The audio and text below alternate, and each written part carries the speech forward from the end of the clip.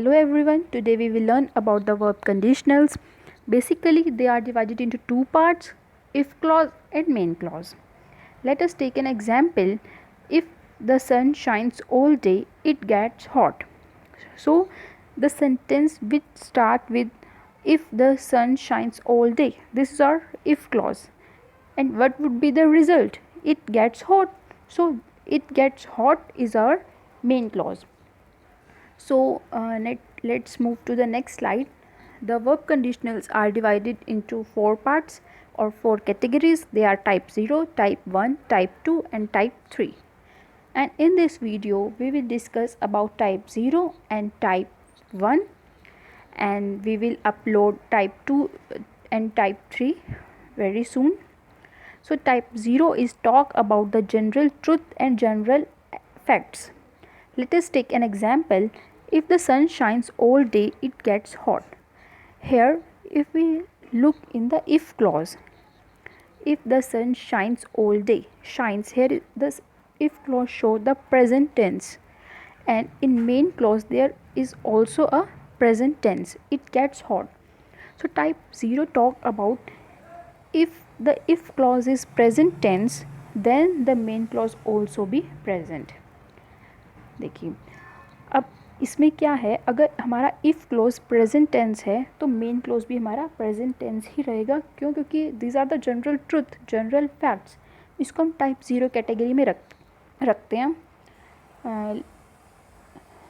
Let's take some more examples. Like if you heat ice. तो सबसे पहले हमने इफ़ क्लॉज में देखना है कि हमारा कौन सा टेंस है. Heat, this is our present tense. It melts, then main clause is also present tense, because if you heat ice it melts. It's a general truth. We not need to mold anything in this sentence. It is general truth कि अगर हम ice को heat करेंगे तो वो melt होगी. It's a general truth. So in these kinds of sentences, if the if clause is present tense, then the main clause would also be in present tense. The next example is if you heat water to 100 degree it boils. Here we can say it's a general truth or general fact कि अगर हम पानी को 100 degree पे heat करते हैं तो वो बॉयल होना स्टार्ट हो जाएगा. तो इसमें क्या आएगा, अगर इफ़ क्लॉज में हमारा प्रेजेंट टेंस है तो हमारा मेन क्लॉज में भी प्रेजेंट टेंस ही होगा. अब हम मूव करते हैं हमारे टाइप 1 की तरफ.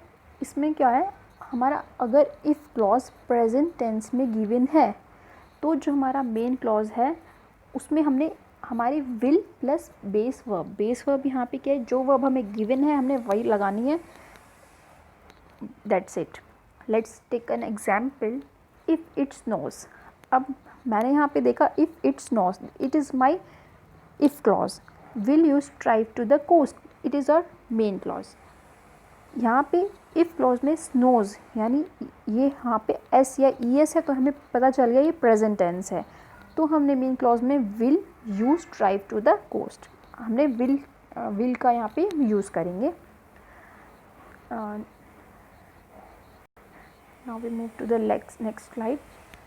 तो हम अभी एक्सरसाइज प्रैक्टिस करते हैं थोड़ा. इफ़ शी कम्स, यहाँ पे मैंने देखा मेरा इफ़ क्लॉज है इफ़ शी कम्स. कम्स यानी प्रेजेंट टेंस है तो I dash call you.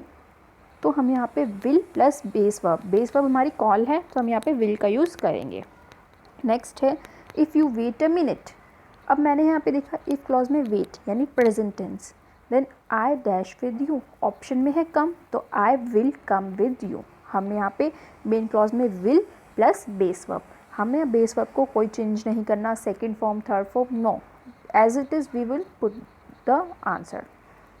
The next is if it rains this weekend the picnic dash cancelled. अब यहाँ पे मैंने देखा if clause में क्या है, rains यानी present tense, तो main clause में क्या आ जाएगा, will plus base verb यानी will be. The next is if I get a raise this year, raise present tense, I dash Christmas in Hawaii, option में है spent, तो हमारा आंसर यहाँ पे main clause में क्या आएगा, will spend. Hope you guys will learn more about this.